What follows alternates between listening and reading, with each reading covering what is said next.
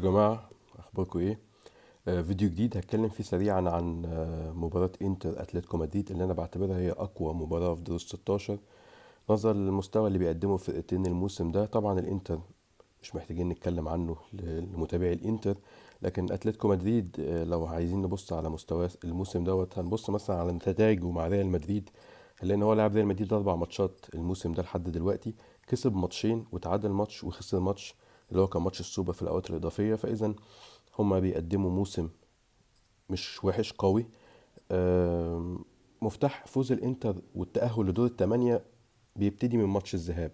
يعني هما 4 نقط، أنا شايف إن هما مفتاح صعود الانتر وتفوقه على اتلتيكو مدريد. أول حاجة هي حسم لقاء الذهاب، لأن ريال مدريد على ملعبه قوي جدا، هو أقوى فريق في الدوري الأسباني، أقوى من ريال مدريد.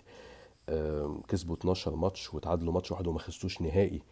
النقطة التانية هي هتبقى معركة نص الملعب والسيطرة على نص ملعب أتلتيكو مدريد، لأن الثلاثي نيجويز وكوكي وديبول هم أكتر جزء في الملعب بيساهم في الأهداف اللي أحرزها أتلتيكو مدريد، وهي حوالي 50 جون. فالسيطرة على الثلاثي ده هتبقى مفتاح إضعاف أتلتيكو مدريد هجوميا.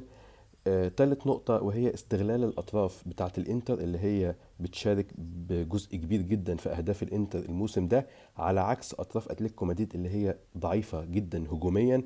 فممكن لو في تفوق حصل في الأطراف يكون لصالح الإنتر. النقطة الثالثة الرابعة هي بطء الثلاثي الدفاع هرموزو وخيمينيز وويتزل عند أتلتيكو مدريد، وده اللي ممكن يكون باستغلال السرعات بتاعة ماركوس تورام، وممكن يعمل فرق. مباراة هتكون متقاربة، بس الانتر طبعا اقوى مما لا شك فيه. الحسم في الذهاب بفرق اكتر من جونين هيسهل كتير على الانتر ماتش العودة. اتمنى ان الانتر في وسط الملعب والاطراف يكونوا في يومهم، طبعا بجانب لوتارو وترام، ويبقى ان شاء الله الفوز للانتر بفرق كويس مريح. ونتقابل بعد الماتش، ولو فيكم اي حاجة في سيبوها في التعليقات.